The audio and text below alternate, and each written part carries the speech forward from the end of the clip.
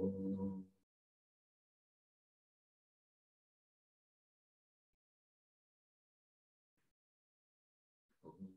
Sahana bhavatu, sahano bhunaktu, saha viryam karavavahai, tejasvinavadhitamastu ma vidvishavahai.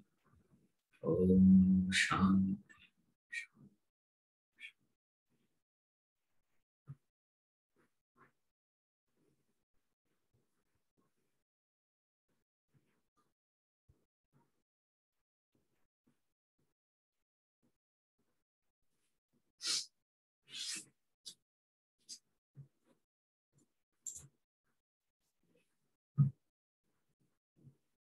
Procedural details.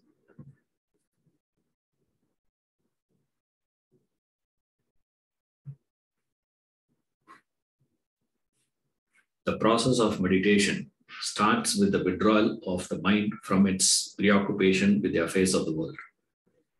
The meditator must then ensure that all external factors are conducive for the plunge into the inner self.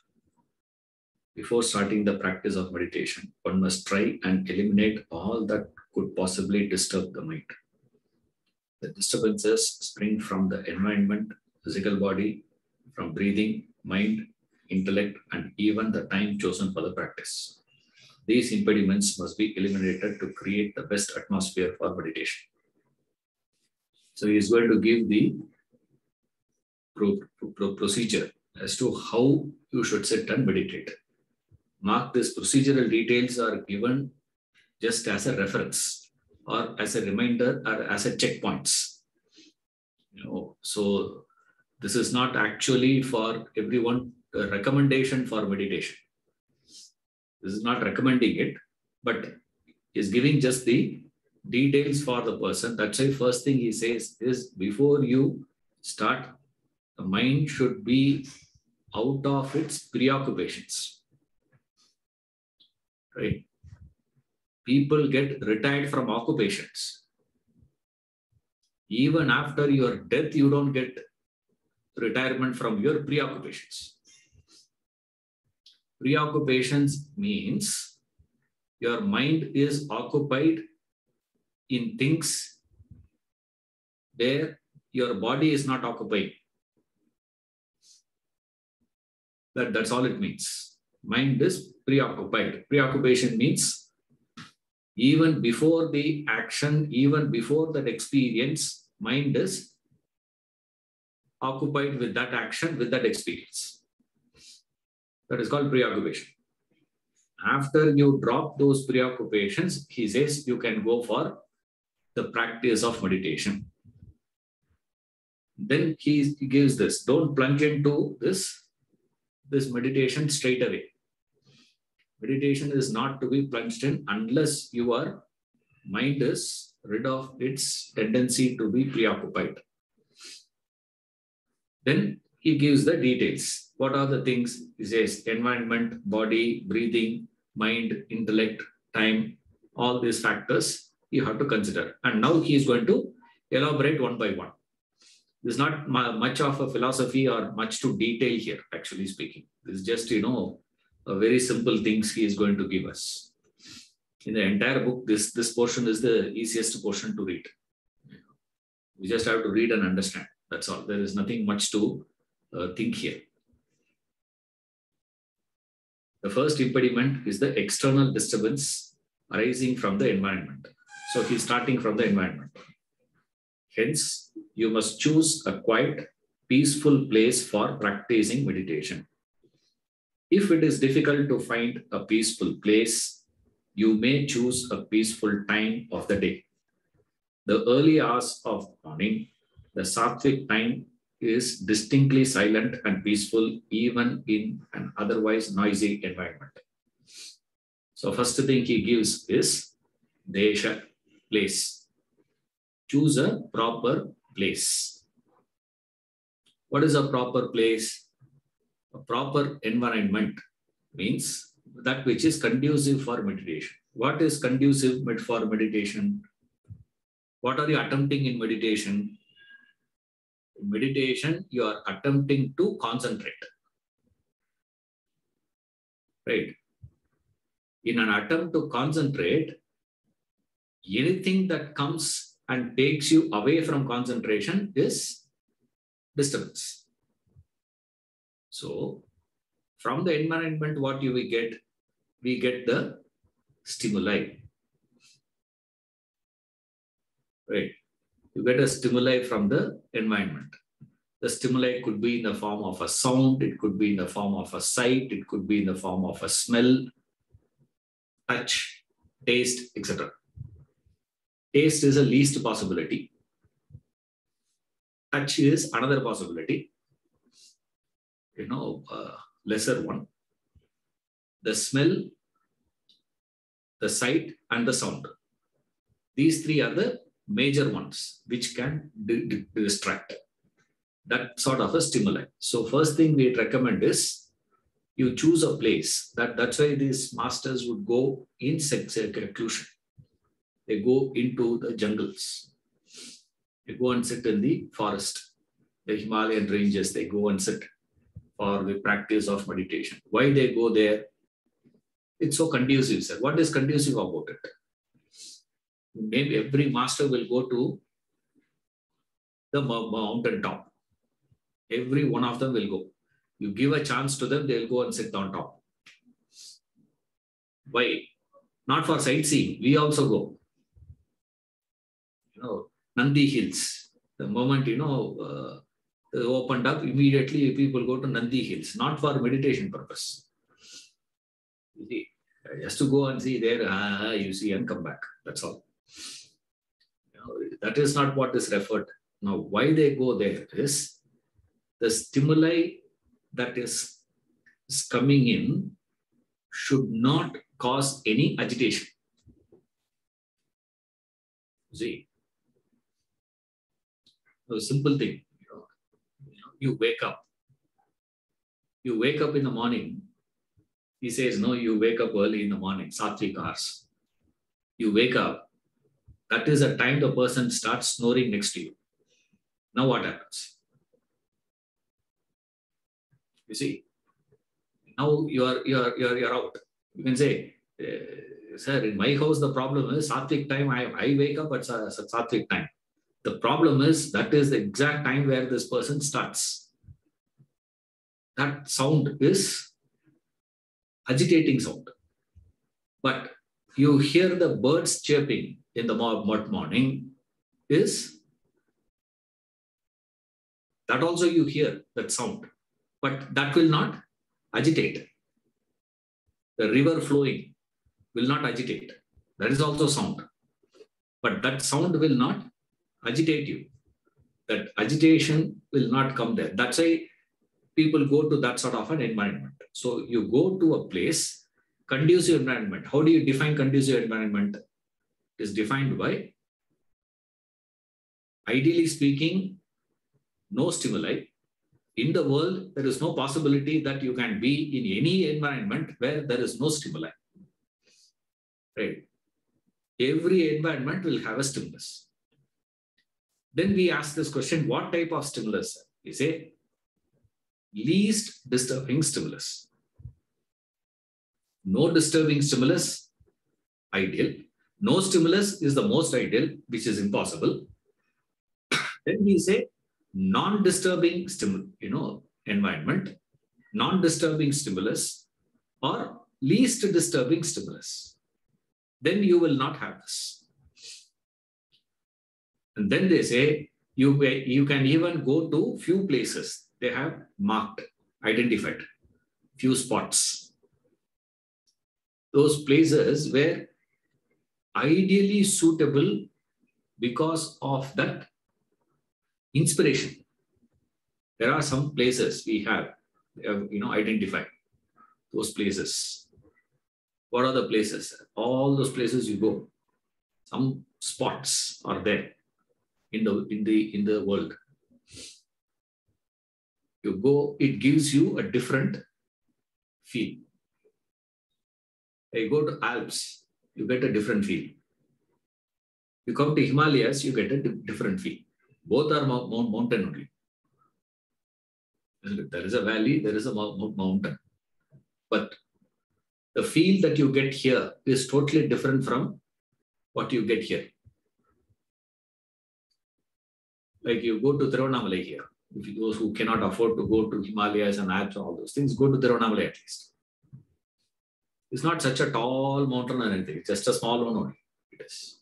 It's not a huge, so high and all that.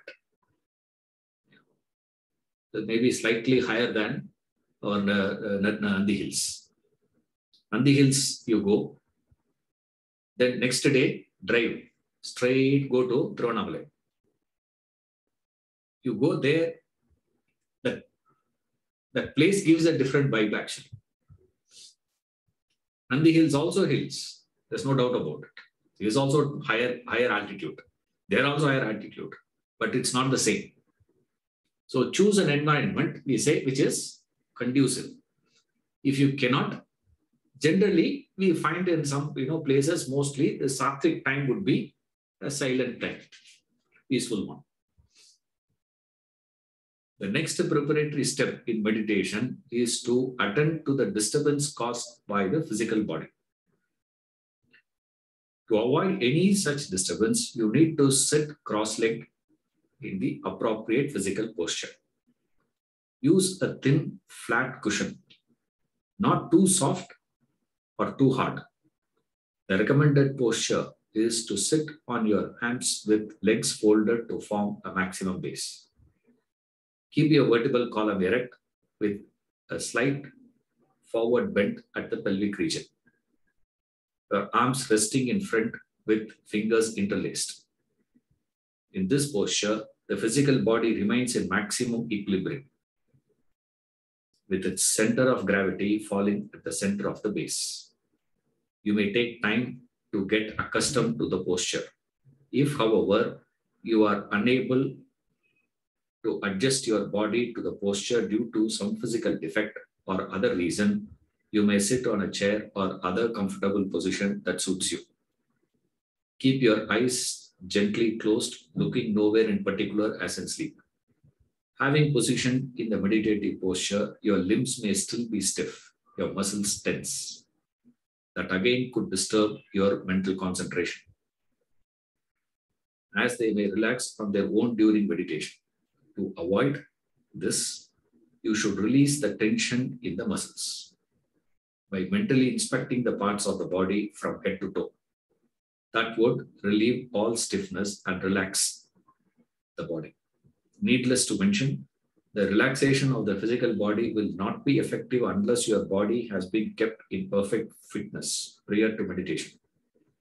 That would require regular physical exercise, asanas, practice of yogic posture, and pranayama, breath control. Now he is coming to the next one, asana. First he gave desha. Then if not desha, he gave that kala, time. Take that sattvic time. Then he is moving to this asana. In fact, he is giving two things. This word asana has two meanings. One is the physical posture, another one is the seat. So he is covering both here. So asana is covering two things. One is a proper, seat. Get a proper seat. He says not, just get some cushion. Not too high, not too low. Just 1.5 inch or so maximum. You don't need anything more than that. 1.5 inch of some cushion just to sit there. And then use this posture, cross-legs posture, which I am not able to demonstrate in the, here now. Which means I need to, because you people see only me. So, what all here in front of me, you don't know. So anything I have to change. I need to make so many adjustments here. So I'm not able to demonstrate. So you got to read through the whole thing again. Just sit in a cross-leg posture, that seat, and relax your muscles. Cross-leg is the most ideal position, right?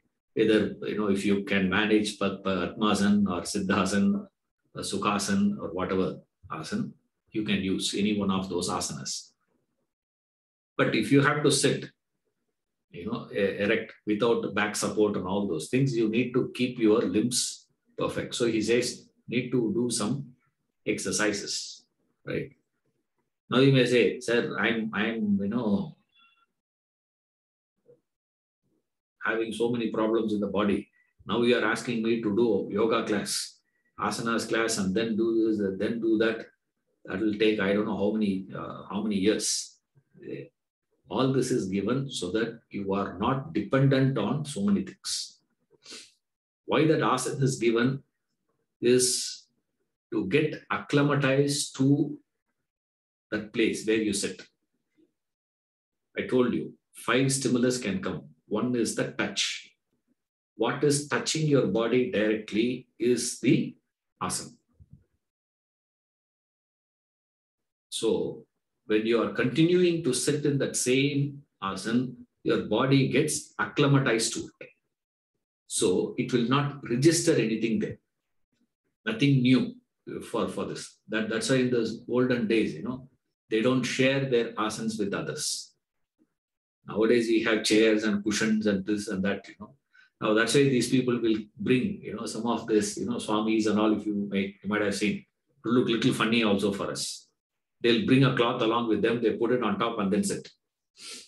Look at what difference does it make? Say, we don't understand, but it makes a difference. Why? Is they get acclimatized to that particular seat, which is not shared, with people. So they don't share it. Why? You get used to that thing so that there is not too many new things coming in. Every time you sit in different places, different thing, it confuses. You see, that's how, many people find it difficult to fall off to sleep. Even they go to bed, but they take time to fall off to sleep. Why? Because in the bed only you do everything. You see, your reading is happening in the bed. Your eating is happening in the bed. You watch TV from the bed. Now, everything, if you are going to be doing from the bed, when you go there, your body should know what it is supposed to do. See, when you go and sit on the pot, body should know what it is supposed to do. Right? Now, if the body doesn't know what to do there, what will happen? That's what is happening to us. In the dining table, you do other things.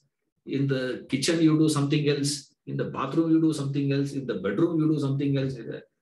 That is why we have different places. Even though all that is your own house only, but you enter there, you go and sit on the dining table, your body should understand immediately, I'm supposed to eat, get ready. The moment you go and hit the bed, hit the pillow, your body should understand that I'm supposed to rest, I'm going to sleep now. Our problem is that is where you do everything. That's where it gets confused. You see, that same mistake he says don't do here. So the moment you sit in that posture and relax all the muscles, body gets attuned. No more disturbances. Yes. Now, next one he is coming to is this pranayama. Pranayama tunes up your breathing. Proper controlled breathing is conducive to mental equanimity. When your breathing is properly regulated, it is easier to keep the mind peaceful. Conversely, when your breathing is hard, especially after long run, it would be difficult for the mind to remain calm and composed. Pranayama is a simple technique of breathing practiced as follows. With the little and ring fingers of your right palm extended and other two folded, press the thumb against your right nostril and inhale slowly through your left. When you have inhaled fully, close the left nostril with the two smaller fingers. With both nostrils closed, hold your breath.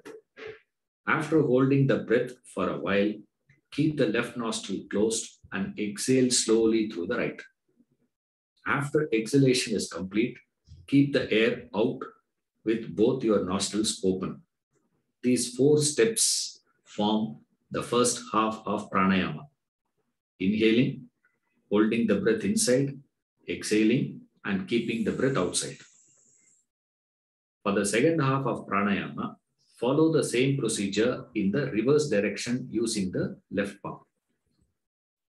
With the fingers of your left palm arranged in a similar manner, press the left thumb against your left nostril and inhale through your right. After inhaling fully, close your right nostril with your 2 smaller fingers. With both nostrils closed, hold your breath. After holding the breath for a while, keep the right nostrils closed and exhale slowly through the left. After exhalation is complete, keep the air out with both nostrils open. With this, the second half is complete. Thus, 1 round of pranayama consists of 8 steps. Pranayama is merely an exercise for the lungs, with no spiritual connotation. It is false logic to claim that control of breath can control the mind. The gross cannot control the subtle. The truth is just the opposite. Control your mind, your prana, breath will be controlled.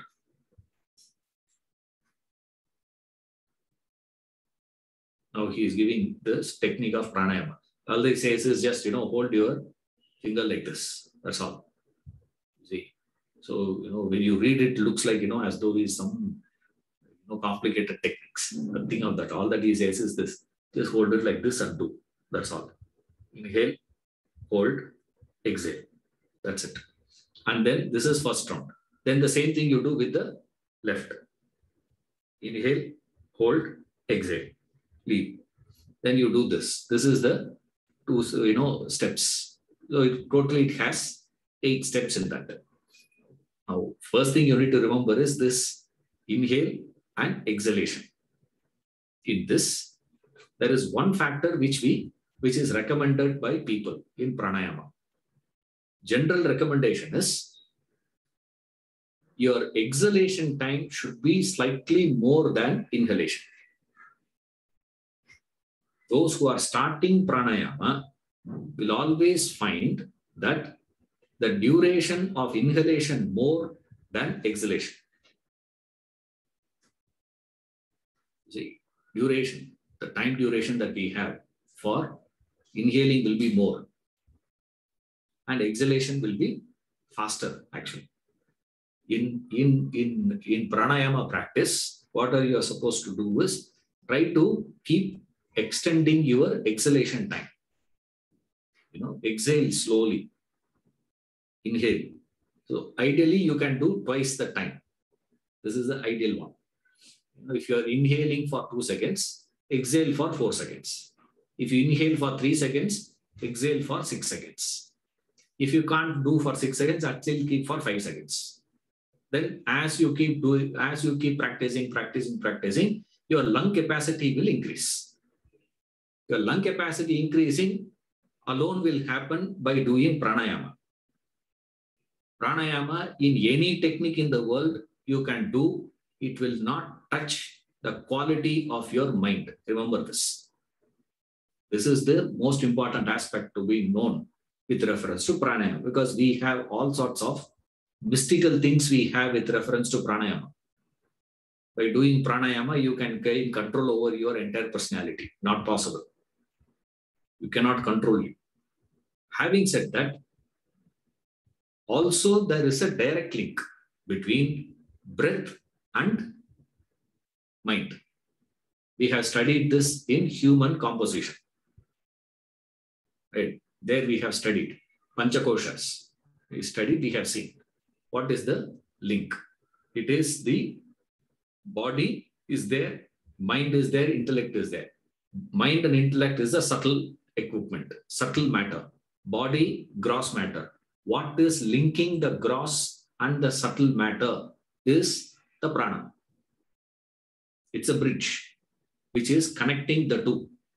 The gross body, the physical body, and the subtle body, made up of mind and intellect. So, this Prana always has an impact, as it were, on the peripheries of the mind. So when you do any variations here, will have a touch at the periphery of the mind. That's about it. It will not go to the core. How much ever you have the best bridge you can build, it will go and touch only the other side. Nothing is going to happen. Like these people, a few years back, we had one big issue here in Bangalore. They said we are going to have one elevated steel road. There's a huge commotion for that. What nonsense, useless that is. Why? All that is going to happen is what? Instead of bottleneck happening near Hebbal, it will be happening near Kaveri Theatre. That's all. You are going to shift the bottleneck from here to there. For that, investment is what, 1,500 crores now. There's no meaning to it. There's a huge, issue these people made. Why? Because it's not going to solve anything. However you build a bridge, the best of bridge will go only and touch the other side of the shore. That's about it. That doesn't mean all the roads inside that city is going to be better because of this. That's not going to happen. But however, it's easier to get into the city if you have a good flyover, if you have a good bridge. That's all it is. Same way, pranayama it has X amount of impact. What is that X amount of impact? You would feel better when you do pranayama. Why? Because of more oxygen in the blood. More oxygen in the blood, more purer the blood. More purer the blood, better will be your organs functioning in the system. Therefore, you will feel more energetic, more strong, better. That's about it. Nothing else is going to happen by doing pranayama. Because this is what he is giving. The main important aspect here is not the procedural aspects with reference to pranayama. Spuraka, Kumbhaka, Rechaka, and all those things. Inhalation, retention, exhalation, all this is details. The details you can learn from any technique. All that you have to know is only this. Inhale, retain, exhale. So you inhale through right nostril, exhale through the left nostrils. And then inhale through the left nostril and exhale through the right nostril. Or do the other way around. Start with the left nostril and come to right, and then right to left. And then the permutation combination of how long you are going to breathe in, how long you are going to retain the breath in, how long you are going to exhale, and how long you are going to retain the breath outside is all the variations we have in pranayama techniques. But essentially what you have to do, he says, is you have to do that also. Why? Because if your breathing is chaotic, it will disturb.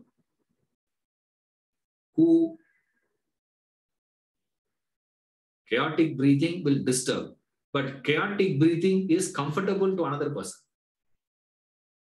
To a depressed person, chaotic breathing is energizing.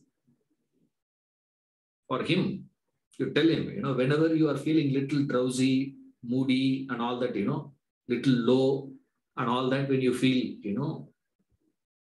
do chaotic breathing. There's no pranayama and all those things. Simply breathe in and breathe out fast. Fast, fast, fast, fast. You breathe in, breathe out, breathe in, breathe out. As though you had gone for a long run. Better is to breathe through your mouth at that time. Not through your nostrils. Suddenly you will feel you are really energized. You feel better. But not to a person who is sitting in the seat of meditation. To him, irregular breathing is this. So what is the right form of breathing? They say, you keep a thread near your nose. It should not vibrate. If your breathing happens like that, you are having good control on your breath. This is called pranayama. Pranayama gives that sort of so smooth it will go in. Breathing in and breathing out will be so smooth. You will not even register that happen. That is the method here, he says. Now, reverting to the seat of meditation, because he has understood what is it, he has gone off the track. Why he went off? Because he was explaining physical body. You have to keep the physical body intact, means you have to exercise. What sort of exercise? Ideal thing we recommend is to practice those asanas. Now, asanas, what he is referring to is the Ashtanga Yoga, the various yogic postures we have. All those yogic postures we practice is all designed. Those yogic postures were all designed. For what? They are not designed by Patanjali. Yogic postures were not designed by Patanjali. Patanjali refers only 4 yogic postures. That's about it. All other things and all he is not referring to. Mayurasana, this asana, that asana, you have, 101 asanas and so many forms of asanas we have, you see. All those things were not designed by Patanjali. Subsequent people had worked on that, developed that idea, taking the cues from Patanjali's works. Right. Now, that's a separate study. That's not our job to do. So those who are interested can go there. But essentially, why they have to do all those things? When you can sit normally, why do you have to twist your body this way, that way, and sit? For what? That is only to train your body to sit in a proper sitting posture.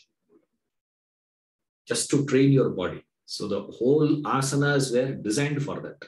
Similarly, this pranayama is designed to teach the system a proper way of inhalation and exhalation. So through these 2 practices of asanas and yogasanas, what is referred here as, and pranayama, your body is fit to sit without moving for a long period of time. Otherwise, you have to keep moving your body.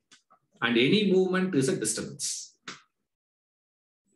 That's why I remember in my school, I had one teacher. It's scary one he was. In the classroom, when he is teaching, if we nod our head also, he will throw dust on us. And we look this side or that side, finished. We have to just keep looking at him. He won't even allow us to take notes actually. And we sit like this in his class, he'll say, now stand, he will ask. But you want to stand for yourself? He said, anything you do, you just have to sit like a statue. Why? Because any disturbance, any movement in your body is because of what? You are moving. Why you are moving is because your system has recognized or registered a disturbance in the previous posture. Therefore, it goes to the opposite side. If you see, next time, whenever you move, think carefully. When you make a movement, you will make a movement only when you feel that the previous posture where you are sitting is causing pain. So what is happening in the seat of meditation? That person has to register the pain, then he has to calculate and identify what is the opposite of that, and then go and sit there for some time. Again, what is going to happen? Again, lean on this side, again, lean on that side. Every 5 minutes, he'll be switching. Now, where is the concentration on the mantra then? That is why we recommend this sort of exercises. Better than going to gym and lifting weights. We don't recommend that. Not that you should not. Okay. This is trained for what this yogic postures and all was trained. Why they developed this yoga system itself is to assist the body to get tuned in for meditation seat. There, this should not cause any disturbance. Therefore, they trained the body through various asanas, and through pranayama, they trained breathing. so that the seat of meditation, no disturbances. So all the grosser aspects tuned in now. Now he is moving to the next one. Now reverting to the seat of meditation with effective relaxation of the muscles and a little pranayama, your body and prana, breath are set for meditation. The next source of disturbance is the mind itself. Some thoughts may linger and disturb your mind. Let your intellect examine the mind and keep it vacant of thoughts. If, however, they enter the mind, gently dismiss them. When the mind is relatively free of thoughts, start the japa, the chant of the chosen mantra word symbol. Your mind does the chanting, your intellect observes, witnesses the chant, and maintains the focus on the mantra to the exclusion of all other thought. Now, preparation were two types. One, external preparation. Another one is internal preparation. Slowly from external, he is coming to internal. First, he started with the environment. Then he moved on to the time, again and outside only. Then he came to the seat, again outside. Then body, then breath. All this is slowly it's coming to the subtler aspect. Now he says the mind needs to be tuned. How the mind is tuned, that is where some point of concentration to be given to the mind. That is the mantra. So, in meditation, what we are doing, sir, we are concentrating on a word, on a particular one, specific, one thought. This is the difference between Dharana and Dhyana. In Dharana, it's a general concentration, means wider range. You give a vast subject for the mind to concentrate. Like right now, we are having Dharana, supposed to be. Okay. Why? Because we are not moving away from the topic meditation. We are studying Vedanta. In Vedanta, we are studying meditation. In meditation, we are studying this. Suddenly, we don't go into the discussion of prarabdha, purushartha, intrinsic illusion, extrinsic illusion. What is, this, what is that, what is karma yoga, what is bhakti yoga, all those things we don't discuss now. Right now, the whole discussion is pertaining to this. But still, within this, we have to study so many things. Within this, we are studying how that asana should be, how that environment should be, how you train the body, and what is the impact of pranayama, what is the value of it, and what is the scope of pranayama in spiritual training. All this we are discussing, which are all very many things, but we are restricting it to that subject, which is bigger compared to a single thought. That's called dhyana. So in dhyana, what we are doing, sir, you are taking one thought. So the moment mind is given a single thought, it focuses. It focuses on that, and the intellect is observing this. So the mind is chanting that mantra, it stays. But initially, when you are sitting, one or two thoughts may come. Right? Just that stray thoughts may come about.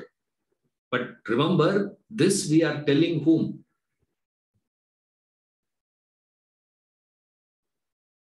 We are discussing the meditator not as what we practice meditation today. Not as you are today. This is a discussion with reference to a sannyasi. Sannyasi in the sense a renunciate. And who is a renunciate, sir? Go back to the previous chapter and study. A person who has offloaded bulk of his desires. Only traces of desires he has in him. Just one or two desires, that's about it. Desire to realize, desire to learn, desire to serve. That's all he has. Nothing more than that. He has no other desire. If at all he has desires, means he will have only these three desires. He cannot have no one more desire you add into it. You are not in the state of sannyasa. Sannyas means the person who has a desire for learning more, gaining that, learning more in the sense, gaining more understanding of Brahman. Get that realization. Get to that realization. I want to get out of the samsara. Or he has a desire to serve. Only these desires are allowed. Other desires are not allowed here. Wanted to do more tapas. More tapas I want to do, sir. That is allowed. That desire he may have. So few desires only he will have. So, but still, because of that environment and preparations and all those things, one or two thoughts may come in because he has to coordinate so many things. He has to prepare himself, means he has to coordinate so many things when he is sitting for meditation. He has to coordinate the environment, he has to coordinate this, coordinate that, all that he has to do. In that process, one or two thoughts may come. See, there he says, let the intellect examine the thought and dismiss it gently. Yeah. Look into it later. Okay, don't worry. I will come back to you. I'm not going to dismiss you completely. I will do it later. Like a typical South Indian. Asking, would you like to have coffee? You will not say no. You will say what? Apron. Later. That is a typical South Indian. That is intellect. That's why South Indians have intellect, we say. Meditator is intellect we have. What is it now? Later I will come back to you. Right now, wait. You just go out and don't disturb. I'm going to be sitting and practicing meditation. Don't disturb now, later. He gently dismisses that. Gentle dismiss. Then keep to it. The most conducive time for the practice of meditation is Brahma Muhurta. Between 4 a.m. and 6 a.m. If that be inconvenient, forget it. Should be the thing there, because that's what I have put in my book within bracket. If you say between between 4 a.m. and 6 a.m., if that is inconvenient, forget it. Then you are not qualified for meditation. Yes. But in the book, he doesn't say that. It is in my book. In the book, he says, if that be inconvenient, choose a time as close to it as possible or any other time suitable to you. Sit in the recommended meditative posture in the secluded place. Repeat the mantra mentally without causing any movement of your limbs, throat, mouth, or tongue. During the chant, the mind would stray away from the mantra, and your intellect may not be aware of the mind's digression. For the intellect to effectively hold the mind's concentration on the mantra, you may use a japamala rosary for the chant. Now comes the critical part of procedural details of meditation. So far is all nothing. Now is the real one he is coming to. He says, the most complicated position is this. You are ready, you sit for meditation. Why? You need a sattvic time. See, what is causing disturbance to a person is rajas and tamas. And during the daytime, once the activity starts, rajas picks up, sun down, tamas picks up. So whatever rajas in you, rajas that you have surfaces, whatever tamas you have surfaces at that time. So that is not a conducive time for the practice of meditation. You need a sattvic time. And it'll be comfortable with the early morning is a most comfortable one. Our people will say, I'm going for a baking class if you say morning. I do wake up, sir, but then I go for jogging in the morning. Even dogs won't allow you. Dogs will chase you. Why the dogs chase us? Hello, ask me. Sir, when I come out for the morning jogging, the dogs chase us. The dogs are telling you, go and sit and meditate, go and study Vedanta. It is saying, why are you wasting your time? You're waking up in the morning and you're wasting your time here. The dogs are doing a favor to you. Very sattvic dogs they are. Better than me. Chases you to do this. You have to align yourself to the law. Remember this. If you align your life to the law, law works for you. Right? If you disalign, that same law will work against you. That's a law. Law, meaning of law is this. If you align your life to that, it will work for you. If you disalign, it will work against you. Electricity is a law. If you adhere to the principles of electricity, it benefits you, it blesses you. If you flout the principle, then that same electricity can cause damage to you. Isn't it? Either way, it can happen, no? So is electricity a blessing or a curse? It has got nothing to do with the electricity. It is to do with, are you in alignment or disaligned? The law of life is sattva manifest only during morning, 4 to 6. If that is not used for meditation, which is a sattvic activity, because meditation is not a rajasic activity, it is a sattvic activity. That is why he is recommending between 4 and 6 a.m. If you remember, earlier also he said, if you can't find a place, find a time. There also he said early hours of the morning. But there he gave that as an option. Right? Here it's not an option.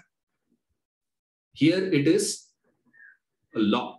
You have to use it only during that time. Meditation practice ought to be done between 4 and 6. All sattvic things. Sattvic time. You have to do it. If you cannot meditate, then what you should do? One step down. One step below meditation is contemplation. Manana. Manana also I am not able to do. What you should do? Do Shravana. So, early hours of the morning, what are they supposed to do, sir? Do meditation. If you cannot meditate, reflect. You cannot reflect, study. Listen. Read or listen. Read the scriptures or listen to the scriptures. Either you do that or you do this. Then he says, with all this preparation, remember, all that pre-meditative preparations he has done. Okay, the person who he is referring to is this. All the pre-meditative preparations over. And all the procedural details also he has taken care of. So he has trained his body from the beginning for this. So he has been training his body. He has kept his environment clean and, the asanas ready. And he had sat in that seat, did that pranayama, little pranayama that is to be done on that time. He has done that also. And then he has kept his mind vacant. And then he has given that mind a mantra to chant. After the chanting starts, he says, one problem comes there. Mind will digress and intellect may not be even aware that the mind has digressed from the chanter. Why? That is called the skill of the mind. A mind has a capacity. Remember this. This is the strength of the mind, also the weakness of the mind. The strength of the mind is in the early stages of doing a new action, it will be fully focused on that. Once it has mastered that action, action will happen flawless, but the mind need not be behind it. That is what happens. For example, driving, learning. When you sit first time to drive a car, the moment the instructor says, change the gear, immediately you look at the gear and change it. He says, why are you looking down? Look there. By now you have crashed, he says. You are dead already. Why? You have taken your eyes off from the road. So what are you supposed to do, sir? You are not supposed to take your eye off the road. Press the clutch with your legs and shift the gear with your hand and keep the steering wheel steady. All this you have to do simultaneously. Oh my God. And keep the accelerator in the other foot. So one foot on the clutch, one foot on the accelerator, one hand on this one and one hand on this. And then your eye is checking the road. My God. Whoa. You feel so much I have to do. And one way or the other, you keep missing. If you do one perfect, you miss the other. You do this, you miss that one. All that to get done simultaneously takes time. And then what happens? Your engine doesn't go off, but still your driving skill is, tension is there. Your uncle brings a new car. You are so interested to take it for one drive. You have taken it for a drive. Suddenly you see opposite when you're entering your road, you see one tractor coming in front. Finished. Such a tension for you now to take that car back without any dent. In such a narrow lane, how am I supposed to take this and that? My God, such a tension this is. After the tractor passes by, you quickly bring the car back and give the keys to your uncle. I say, very good car, uncle. Thanks. Now, how are you driving? And now, pandemic, we are not going out at all. Right. So, you're sitting at home. And Vedanta class also comes home only. So, what is the problem? Suddenly I asked today, the morning, 2 weeks back, you have sent message now to people, how many are registered for this? They said 5 people are registered. I said, there are supposed to be 80 fellows. Out of 80, only 5. Of course, there are few outstations, okay? I excuse those outstation people. I said, why is they are available? No. Sitting at home, sir. Car is redundant now. Some of us don't know how to drive the car back now. You sit back in the car, you feel so rusty. How you are driving now? You are thinking of something, talking something, looking somewhere, but driving is happening. How? That is called skill. Same way you develop skill with reference to every action that you have been doing in life. That is what mind does. This is the method of mind to fool you to believe in concentration. Because our belief is, our understanding is, if mind is not behind the action, action will not be executed properly. There will be a mistake in the action. Since I am acting without any mistakes, understood is what? My mind is behind the action. But the mind says what? This is where the mind goes and does its own things. That's why these masters always give very mechanical activities. For examples, they give only mechanical. And our fellows also have started. While taking bath, where is your mind? Okay. While eating, where is your mind? Our people have started doing what? Now I'm going to take bath consciously. And what are you supposed to do? Take a mug of water and pour and feel that water throughout the body. Right? You can't take bath for 45 minutes. See? And then this fellow sits, he says, I take that, food and smell that. Why not? When you're drinking wine, you are supposed to do. Coffee, you can't do all that. Coffee, you're going to smell that coffee first and enjoy that for some time. And then shake it well properly. And then you take a sip and wait. And how that goes inside now. Now, if you eat like that in your house, of course, your wife will be very happy. Hey, believing in what? You are enjoying the food. You are only experiencing it. You are not enjoying it. Then now we started doing all these things, believing, no, the principle is not in this practice, please. The idea is the mind has a tendency to digress, but the action will continue.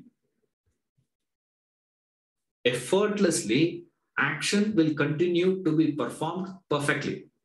So there is no effort, there is no mistakes. Effortless, flawless. Since there is no flaw, since there is no effort, we believe in perfection. We think that is called perfection. And mind goes its own chakkar during that time. That is the time mind goes for. That's why we don't understand. When did I linger? When did I develop a desire? I never developed any desire, sir. Because people always have that doubt. You only talking about desire development, indiscriminate thinking, and all those things. When did I do that? Sir, where is the time for me? One fellow asked me this. Sir, Ishwaran, don't mistake me. There is a time I have to develop desires. Because when I was doing that verse in, 62, 63, chapter 2, Dhyayato Vishayan Pumsa, I was explaining one full class on what is that musing. Dhyayataha. What is the meaning of that? So after the class, this man asked me, beautifully he asked. He said, Ishwaran, in my life, I'm not having time to do things. You see, from as early as I can think of, because during school days, I was so busy with so many things. And when I went to college, in my, institution, is so competitive, no time for us. We were studying almost about 18 hours. Not just, not a joke. I had to do that for 2 years. 18 hours I had to study. It's so much of pressure. Yeah, correct. And then I took up a job. And then I got married. Then children. Then I left my business, left that company and started my own business. Absolutely no time. And you are talking about, I had developed, so many desires. When did I develop it? Where is the time for me to do it? How did this happen? He says, mind has a tendency. Mind has a power. What's the power of the mind? It is to digress and still you would not be aware. Now he says, the same thing happens to the person sitting in the seat of meditation. Now, if this can happen to that intellect, that disciplined mind which is so disciplined through the practice of bhakti, karma, and intellect which is strengthened through the study, reflection, and all those things, with such a powerful intellect, and with this, if it can happen, what are the chances for you and me? The digression will happen, but your action will not suffer. We register only when action suffers. Something is wrong. If action is not suffering, we think mind did not digress. He says, no, mind can digress and still your intellect may not be aware of mind's digression. Then, if your mind digresses in the normal things and all that, someone can come and wake you up. Okay. In the seat of meditation, who is there? Right. To a person who is sitting in the seat of meditation, to him, what is going to alert him and wake him up? For that alone, we have this practice of japa. Japamala. That is why when a person is initiated in the spiritual path, first thing given to that fellow is the mala. You put the mala to that fellow. Why? Keep it. Why you want to keep that mala? All the time it has to be around your, hanging around your neck. For what? Only to tell him, remember, in the seat of meditation, who is going to help you is this. Guru says, I will not be there to help you. I can't help you. No one can help you. Only this can help you. Therefore, preserve it and keep it from now on. Start using it from now. And that technique, there is a method of learning it and using it and practicing it. That is called japa. So there are two things. One is called dhyana, another one is called japa. Japa is a practice. Dhyana is perfected. It is like amateur cricketer and a professional cricketer. Rahul Dravid playing cricket is different from you and me playing in the road, no? Isn't it? There's a world of difference. What is the difference? Professional. But what he is doing externally, when you look at it, everything will look same. We can also wear that same dress. You can ask him which brand you have, man. Ask him. Same brand of clothes. What's the shoe you use? Same brand of shoe. Same pants. Same bat. Same thing. We can even learn to stand like Rahul Dravid also. We can also learn that, how he stands. Like those who imitate, they do know. Imitators. They say, how Tendulkar stands. And it's so funny. And how Srikanth stands. The stand off, Ravi Shastri, stand off this person, stand off that. Each one have their own way of standing. You can learn that also. But still, there is a difference. When I take a still picture, both will look like same. You can also go and play in same Chinnaswamy Stadium. I have played in Chinnaswamy Stadium. International also happens in Chinnaswamy Stadium. Oh, both are same, is it? There is a difference, we say. What is it? One is amateur, another one is professional. So dhyana is a professional way of practicing meditation. Japa is an amateur meditation. First, learn that process and master that process. That is what he is giving now. Right. I'll give you the next class because I have not kept that mala because I can't use this. to demonstrate. It is easy to, if I show you, the demonstration with the other one, it's there. You can use, show that. That's only for demo purpose. Don't ask me, do you have that mala? Can we also get there? Where to buy that? Don't ask me. I don't know. Right? Somebody gave me that. So I'm just keeping it. Okay. So don't ask me. You got to ask that fellow, and he is no more. So that man is not there. So you can't ask him also from where he got, which one to be used, which mala to be used. Tulsi bead is better, or, Chandan better, or Rudraksha better. Doesn't make any difference, right?